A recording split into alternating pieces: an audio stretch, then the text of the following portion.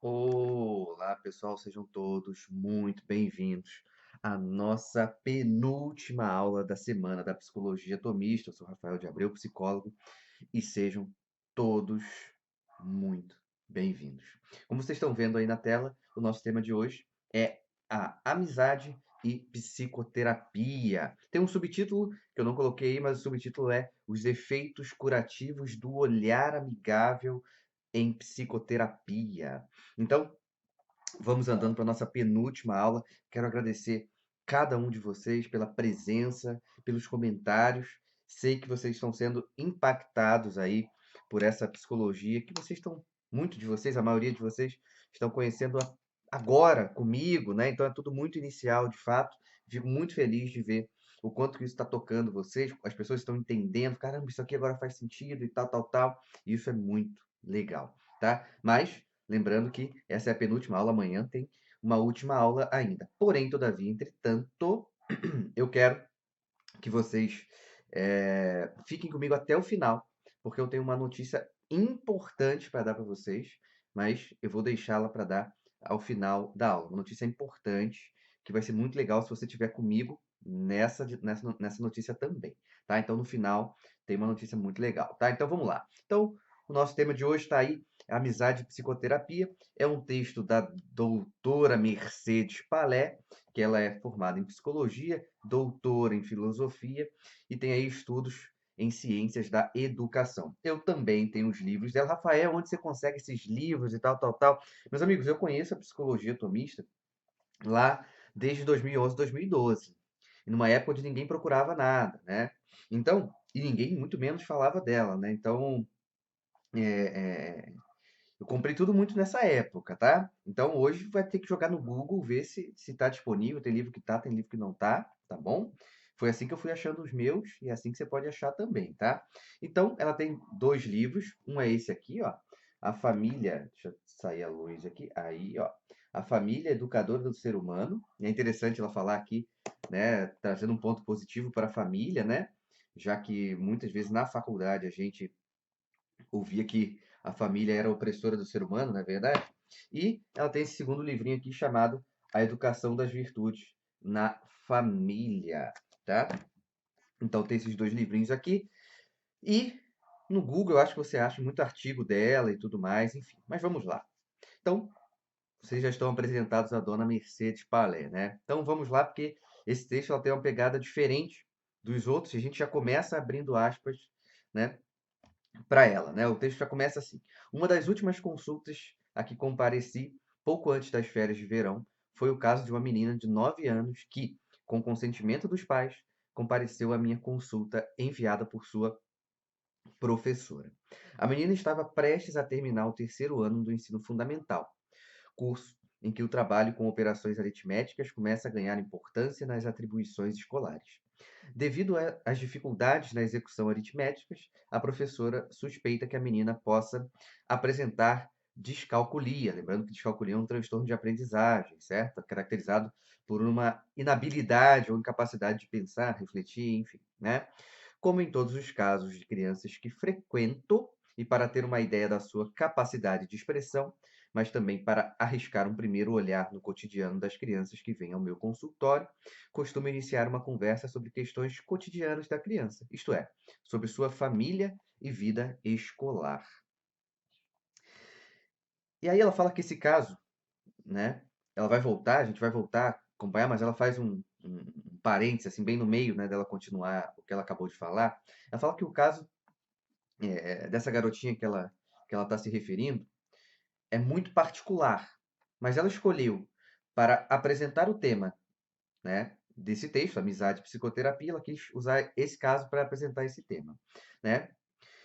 E ela traz que os antecedentes que se escondem no cotidiano dessa menininha são bastante peculiares e, infelizmente, bastante comuns na área onde ela exerce a profissão dela. Então, vamos lá, voltando a, ao caso, né? Nossa garotinha, vamos chamá-la de Maíra, que tem um irmão 2 anos mais velhos que ela. Os pais são divorciados há muito tempo. A mãe mora com outro homem, o pai com outra mulher. Às segundas e terças-feiras, Maíra e o irmão vivem na casa do pai com a nova esposa do pai, a quem Maíra diz agradecer pela sua bondade. Essa senhora tem filhos mais velhos que já não moram com ela, mas que a nossa menina conhece e aprecia muito. Nossa pequena paciente e seu irmão moram às quartas, quintas e sextas-feiras com sua mãe e com o homem com quem a mãe mora. Este homem tem 2 filhos, a idade do irmão mais velho de Maíra. Vamos continuando. Essas crianças costumam passar alternadamente um fim de semana com o pai. Por isso, durante o fim de semana, minha pequena paciente costuma morar alternadamente na casa do pai ou da mãe, com o homem com quem mora e os filhos desta. Alguns fins de semana são passados na casa dos avós maternos. Maíra também sabe muito bem em que dias da semana e em que horários tem aula de música e ginástica rítmica. Segundo ela, parece que a menina é orientada nesse esquema organizacional de vida. Ela está claramente ciente de que seus pais nunca mais viveram juntos, o que a entristece. Maíra se expressa com exatidão e precisão. No entanto, e em desacordo com o que é usual em outras crianças da mesma idade e com menos habilidade para falar, Maíra não sabe por que teve que ir ao consultório da psicóloga escolar. Com a maior precisão possível e com o vocabulário à sua disposição, repito para a menina a explicação que a professora me deu sobre a menina e suas dificuldades. Maíra é uma menina simpática e aberta, muito amiga das suas amigas, está especialmente ligada a um deles. Na aula, ela se distrai e fala com os colegas. A aritmética é difícil. Ela se preocupa muito com a sua aparência e mostra um interesse precoce por assuntos um tanto frívolos e superficiais, moda, cantores, atores, etc. A professora também descreve Maíra como uma garota com uma personalidade muito simpática, de caráter gentil, educada e respeitosa. Com a professora é dócil e cooperativa. Em algumas disciplinas, como linguagem, ciências naturais e sociais, o desempenho é bom, especialmente na linguagem escrita. Nas matérias de matemática e aritmética, a garota fica sobrecarregada e não consegue render. A professora percebe e aprecia o esforço que Maíra faz para superar suas dificuldades na aritmética e teme que esse esforço, que dá tão poucos frutos, no final, a canse e desanime. Vamos lá, vamos continuando, que é um caso aqui, né? Maíra ouviu essa descrição que dei a ela com grande atenção, olhando seriamente nos meus olhos. A princípio, ela não fez comentários. Quando perguntei se a descrição da professora era adequada e precisa, ela respondeu imediatamente que sim. Depois de alguns minutos, quando já havia iniciado a execução de um teste de memória visual, Maíra interrompeu o trabalho e, olhando para mim, queria confirmar novamente tudo o que a professora havia falado sobre ela. Repeti a descrição que a professora me deu. Depois, com grande seriedade, acrescentou: Minha professora me conhece bem. Vamos lá. Então, esta pequena história, que é um caso, a gente pode dizer, um caso, né? Que a Mercedes Palé traz, né? Da prática também, né? Cotidiana, né? Ilustra, ainda que de uma forma pequena, a ideia central que é a ideia central desse texto, que a gente pode resumir, que ela resume da seguinte forma: o olhar amoroso de quem nos ama mostra-nos a nossa própria forma de ser, ok? Então, eu trouxe esse exemplo, termina ali, né, com a menina falando que a professora conhece muito bem a ela, né? E a Mercedes Palé fala que esse caso, resumidamente, pode ser resumido assim: o olhar amoroso de quem nos ama mostra-nos a nossa própria forma de ser. Então, o olhar de quem ama, o olhar do amigo, dá a conhecer o ente querido, dá a conhecer a quem recebe e é objeto desse olhar, as dimensões e qualidades da sua própria existência pessoal. O olhar de quem ama revela ao amado o que ele mesmo é, certo? E aí, ela vai separando. Então, essa primeira parte é uma introdução, onde ela traz esse caso e ela separa o texto em partes. E a primeira parte, pós-introdução, é, como está aparecendo na sua tela, o homem que ninguém nunca olhou. Em nossos dias, diz ela, a virtude de olhar para o outro se perdeu. Vivemos então em uma época em que o ser humano não é mais visto. E ela fala, né? Atendamos com sinceridade a situação do homem contemporâneo numa sociedade regida por uma vontade planificadora a serviço de si mesma e sem fins especulativos. Então, uma sociedade que achata todo mundo. Aquela igualdade que é uma injustiça no final das contas, né? Então, ela, ela traz essa ideia dessa importância do olhar. Porque, longe de sermos esmagados pelo olhar alheio, talvez possamos encontrar em sua trágica solidão, perdida em um público, né, perdida em público, né, e imersa na socialização impessoal das chamadas relações humanas, um homem que poderia ser caracterizado com o título de o homem a quem ninguém nunca olhou. Aquele homem para quem ninguém jamais olhou é o tipo de homem mais comum em nossos dias. É um homem para quem ninguém olha e que, pelo mesmo motivo, não sabe olhar para o outro. Certo? Então, meus amigos, temos que ser realistas. Quantas vezes por dia temos aquela sensação que sentimos de não sermos vistos quando saímos para a rua ou quando estamos em um local público? É claro, meus amigos, que a ideia aqui é chamar a atenção, de uma certa forma, para uma certa indiferença que acontece nos nossos dias, tá? O Chesterton, lá na Ortodoxia, ele tem uma parte da Ortodoxia que ele fala que, né, é quase como se fosse assim, se você... Que alegria é saber que você está olhando para a rua e ninguém se importa com você. Mas o Chesterton está falando de uma coisa e a Mercedes Palé está falando de outra, ok? Então, esse é um ponto importante, né?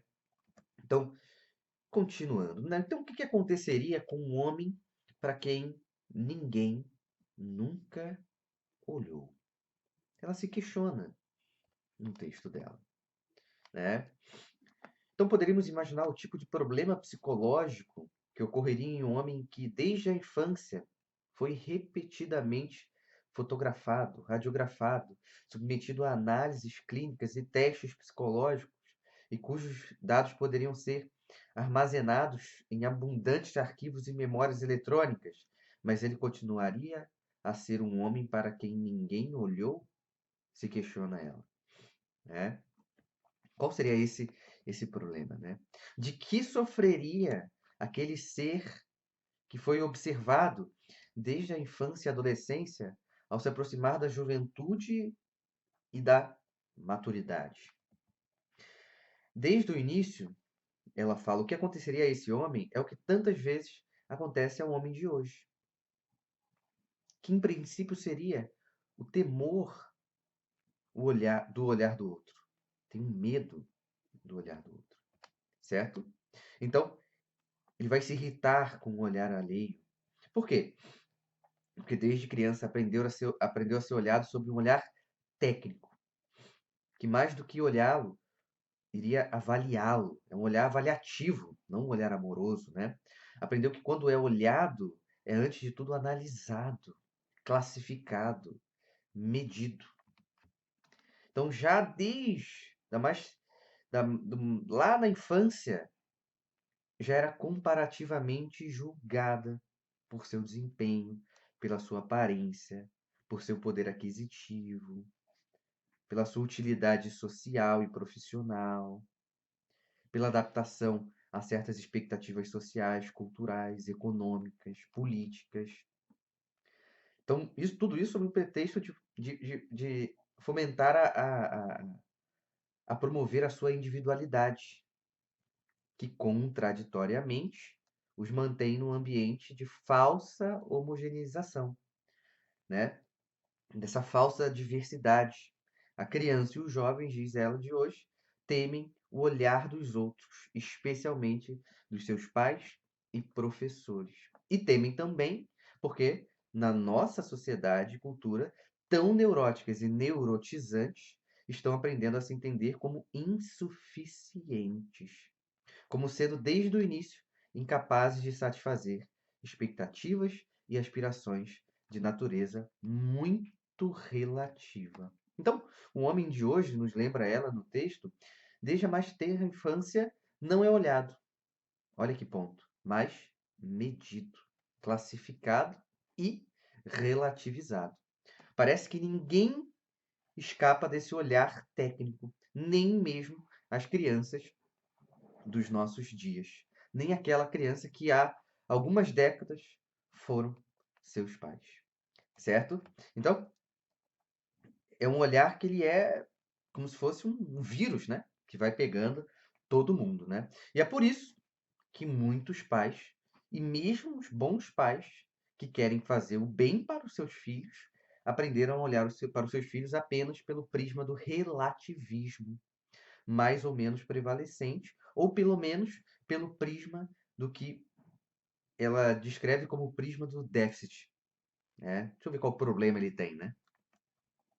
Então, ela traz que na prática diária da psicologia infanto-juvenil, que é a área na qual ela se preocupa, né, onde os livros dela falam sobre isso, família, educação, né, é muito comum encontrar situações muito semelhantes a situações que ela vai descrever daqui para frente no texto, né? Então ela fala, né, quando as mães, por iniciativa própria ou por sugestão das professoras, vão ao consultório do psicólogo, costumam descrever detalhadamente os defeitos e deficiências dos seus filhos, hoje quase teríamos que dizer, de seu filho, né? Porque não quer mais ter filho também, né? Então só tem um, né? Bem como do desconforto que isso produz, na maioria das vezes, pela reclamação dos professores, mas também pela complexidade que a vida familiar atual adquiriu. Complexidade que, antes de mais nada, em primeiro lugar, sofre a mulher dos nossos dias. E a preocupação que tudo isso implica como mães preocupadas com o bem-estar e a promoção dos seus filhos.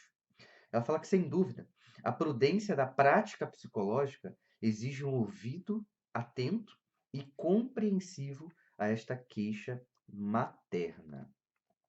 E ela fala que, na opinião dela, é mais difícil de entender. O que é mais difícil de entender é a resposta e a reação de muitas mães quando questionadas sobre as qualidades e características essenciais de personalidade que amam e admiram em seus filhos. Olha que drama, né? Uma dificuldade de enxergar o que é bom, né?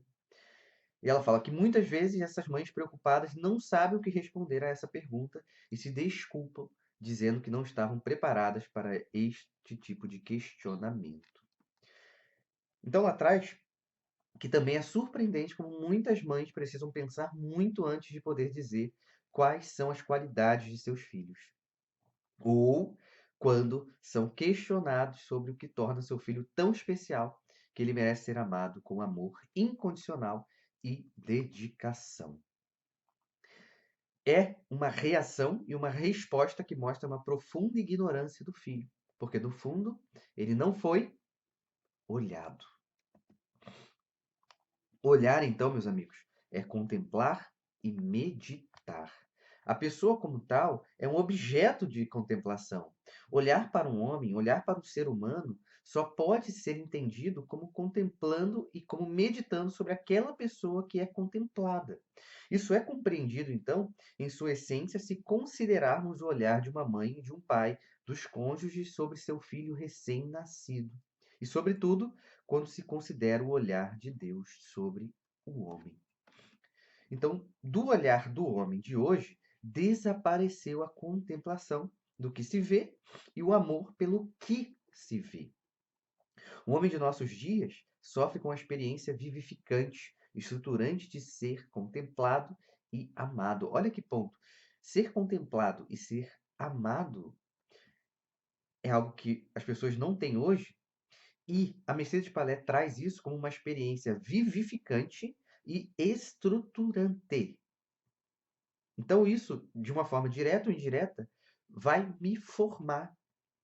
Isso quer dizer que a falta disso vai me deformar em algum grau, certo? Então, abre aspas aí para nossa querida Mercedes Palé. Como advertia Francisco Canal também é um estudioso aí do tomismo, que se eu lembro, posso estar errado agora, acho que ele foi mestre da Mercedes Palé, né? Como advertia Francisco Canals há mais de 40 anos, hoje estamos perante a primeira classe de homens que já não se sentem protegidos na vida pelo olhar paterno de um Deus pessoal, e que tem faltado, mais do que qualquer das anteriores, especialmente nos setores sociais mais elevados de nosso mundo industrializado e urbano, a vigilante repressão, entre aspas, lógico, né, do olhar amoroso de seus pais. Então, meus amigos, o homem de hoje aprendeu a temer o olhar do outro, mas não apenas por temê-lo, mas também por se rebelar contra. Por isso que Canals ali coloca, entre aspas, vamos voltar aqui à citação, né? É, esse olhar repressivo, né? Da repressão. Né? Então, também se rebela. Também não quero. Né? Então, o homem contemporâneo, diz ela, inconsciente do olhar vivificante do amor, recusa o olhar porque o vive, antes de tudo, como uma avaliação crítica da sua própria vida, mesmo até da sua própria existência, certo? Por esta prevalência, observação mecanizada e relativizante do homem, e por aspirar a um sentido que não sabe nomear e do qual apenas experimenta a sua ausência, conduz o homem, senão ao orgulho, pelo menos a uma atitude vaidosa e altiva de quem não quer estar abaixo de ninguém, e se rebelar contra quem lhe diz como ele é e o que fazer. Olha como estamos então, se usarmos o termo do professor Martim Etchevarria, é, dessa sociedade patológica, quanto que ela está, de uma certa forma, levando as pessoas para os vícios, não para as virtudes. Então, essa falta de olhar gera o temor do olhar e uma raiva do olhar que vai ser considerado como depressivo, né? Então, continuando, né? E em caso de falta daquela confiança, que em psicologia se chama confiança básica, e também em caso de falta de recursos psíquicos e de personalidade suficiente, o que é cada vez mais frequente nos nossos dias. Então, o homem cai naquele abatimento da alma e da afeição tão intensa e que se instala de tal forma dentro do homem que o faz acreditar que nunca pode aspirar a nenhum bem ou ser feliz de forma plena em correspondência com o seu próprio ser. Abre aspas novamente para Mercedes Palé. Vamos lá. No entanto, ser olhado com um olhar desinteressado, com um olhar contemplativo e amoroso, longe de ser destrutivo e opressor, é uma exigência radical da existência e da vida humana pessoal. Se formos sinceros e humildes, reconheceremos que não é opressor para o homem, mas reconfortante e fundacional, no sentido de que funda psiquicamente em nós a experiência básica de pertença mútua, de sentir perante o olhar do amor, sob o olhar do que nos ama, principalmente diante do olhar de Deus. Certo? Olha que inversão ordenada que esse olhar está sendo levado. Se a gente aprendeu tanto que esse olhar é um olhar de vigilância opressor, aqui ela está falando como um olhar reconfortante fundacional, certo? Que iria justamente afastar essa dinâmica do orgulho e da soberba, né? Então, olhar para o outro contemplando é perceber sua existência, penetrar na sua vida, concordar e afirmar a bondade de sua existência. Por isso, olhar o outro é também em psicoterapia, dentro da psicoterapia, meus amigos, de fundamental importância e de grande valor curativo. Vocês estão com um paciente, mas que antes de paciente ele é uma pessoa, meus amigos. Não dá para classificá-lo, lá vem o borderline, lá vem o ansioso. Não, vem o João, João tem um baita valor que precisa ser enxergado. E isso falo especialmente para pessoas que atendem as outras, psicoterapeutas, terapeutas, psicólogos, etc, né?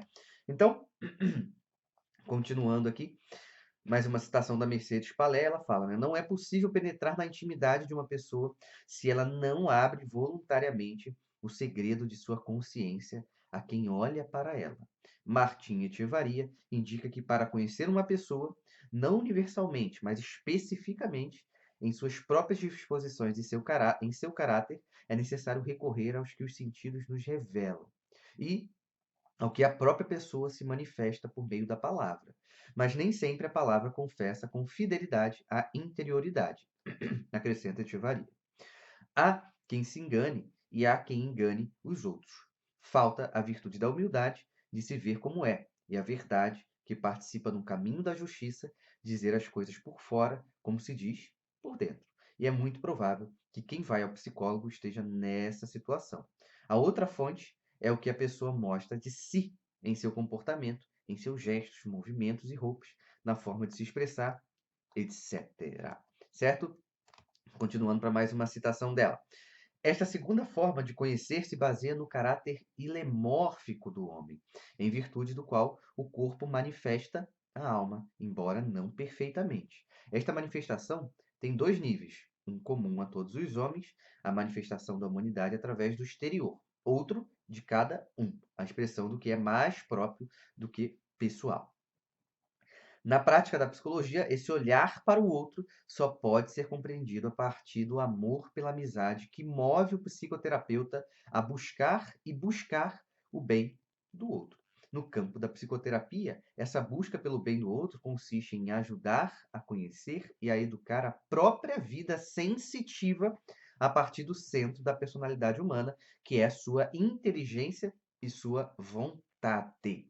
Só com a intervenção pessoal, racional e livre do paciente é que este pode alcançar o autoconhecimento e uma mudança autêntica e duradoura do seu comportamento e caráter.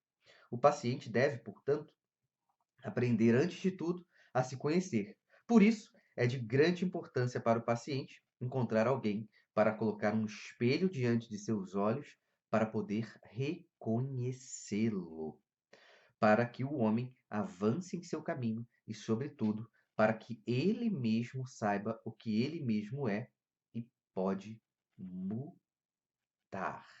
Olha que coisa bacana, né? Então, só repetindo uma parte aqui, né? Então, no campo da psicoterapia, essa busca pelo bem do outro consiste em ajudar a conhecer e a educar a própria vida sensitiva a partir do centro da personalidade. Olha como é uma função psicoterapêutica essa dinâmica educativa, essa dinâmica pedagógica, né? Eu vivo falando que toda terapia é uma pedagogia e que pode ser uma pedagogia boa, mas também pode ser uma pedagogia ruim, né? Então aqui essa pedagogia é uma pedagogia de saber, né, ordenar, educar e ordenar a vida sensitiva daquele que tanto precisa de ajuda, né? Então, continuando, então através do olhar do psicólogo, o paciente deve aprender a se conhecer com um propósito muito claro, o de aprender a saber quem ele mesmo é. E, em seguida, aprender a saber o que ele mesmo pode e deve fazer. Então, a partir do momento que eu sei quem eu sou, eu vou buscar fazer o que eu posso fazer e o que eu devo fazer, certo? Olha como nós temos aqui, então, uma dinâmica de psicoterapia absolutamente realista, concreta, ativa. Isso é incrível, né? Então ela fala, né, que o guia, no caso aqui o psicólogo, né, então já chama o psicólogo de guia aqui, mais um termo bacana aqui, né? O psicólogo, então, né, o guia, que seria o psicólogo, que seria um guia psicológico no final das contas, né, mais eficaz é aquele que permite que a pessoa que está sendo orientada faça o máximo possível de seu próprio trabalho e que os incite com sugestões e estímulos suaves a descobrir seus verdadeiros motivos. Na psicoterapia, então, em muitos casos, o que é realmente importante é o que o psicólogo saiba realizar essa tarefa de colocar um espelho diante dos olhos do paciente, de tal forma que ele possa se reconhecer naquele reflexo que o olhar do psicólogo lhe oferece. Dessa forma, então, meus amigos, o olhar do psicólogo, que, como todo conselheiro moral e espiritual trabalha mais do que com o seu saber com a sua pessoa, deve ser capaz de revelar e descobrir, né? E esse descobrir, a gente pode falar no sentido mais literal da palavra, né? Descobrir o paciente para mostrar quem ele verdadeiramente é, certo? E uma vez que não se pode ter um bom julgamento, mas, né, sim do que se sabe, o conteúdo do olhar do psicólogo sobre o seu paciente deve se tornar uma fonte de conhecimento para este, certo? Então abre aspas novamente aqui, né? Bofill afirma que a contemplação da pessoa exige de si mesma reciprocidade. O conhecimento da pessoa sempre ocorre em um diálogo. A relação entre eu e você é reversível. É uma relação entre dois sujeitos que se entendem. A compreensão que o psicólogo alcança de seu paciente, seja por meio da palavra expressa, seja pela observação cuidadosa dos aspectos sensíveis e visíveis do paciente, seja pela apreciação das formas e meios de reagir, ou por connaturalidade, é fruto de um olhar misericordioso e compassivo, motivo, movido, desculpa, pelas necessidades e limitações do outro. Olha novamente o olhar misericordioso como algo fundamental de todo profissional, né? Então, ela encerra essa parte e vem para a segunda parte desse texto, seria a terceira, contando com aquela introdução ali, né? Que é os efeitos curativos do olhar amigável em psicoterapia. Vamos lá, então. Então, quando ela fala desses efeitos amigáveis, ela traz a ideia que ver as ações dos outros com bom espírito ou para nosso próprio benefício, ou seja, para que as boas obras dos outros nos incentivem a ser melhores, ou mesmo para seu próprio benefício, na medida em que o que é vicioso pode ser corrigido neles de acordo com as regras da caridade e mantendo a devida ordem, é recomendável. Mas olhar para as ações dos outros para menosprezá-los ou difamar, ou para perturbá-los inutilmente, é vicioso. Então, o olhar do psicólogo sobre seu paciente é do primeiro tipo. É um olhar de bom espírito, amigável e particularmente misericordioso, que tem muitos efeitos curativos imediatos sobre o paciente, dos quais ela vai mencionar ali três. Então vamos lá. O primeiro deles é o mais notável e fecundo. O olhar do psicólogo é uma manifestação do vivo interesse que a pessoa do paciente desperta no coração do psicólogo. Interesse e atenção que de sua parte brotam de um verdadeiro amor pela amizade, preocupada com o bem do outro. O olhar amigável do psicólogo revela ao paciente a bondade e a necessidade de sua existência concreta e pessoal. O primeiro fruto do olhar amigável e misericordioso do psicólogo é, então, a afirmação da bondade da existência. É o que chamo de confirmação em ser. Que bom que você existe. Sem essa confirmação do ser, sem essa garantia da própria bondade existencial, nenhum avanço possível pode ser feito na psicoterapia. A reciprocidade na comunicação é, neste sentido, máxima. Pela presença e pelo olhar do psicoterapeuta que afirma a bondade da existência do outro, do paciente, este pode passar a sentir, a perceber a bondade da existência. Essa experiência conduz ou prepara o paciente para outras experiências consequentes, como pertencimento e filiação e percepção do sentido da sua vida. Vamos lá continuar as citações, né? O segundo fruto é a descoberta das próprias qualidades, à luz da verdade da própria vida. Dada a bondade de minha existência, valerá a pena o esforço para descobrir e revelar as boas propriedades de minha existência concreta. O reflexo do olhar amigável do psicólogo revela ao paciente as boas qualidades de seu ser e fazer. Santo Tomás de Aquino ensina que a confissão do que há sobre si mesmo enquanto exposição de uma verdade é uma coisa boa com a bondade genérica.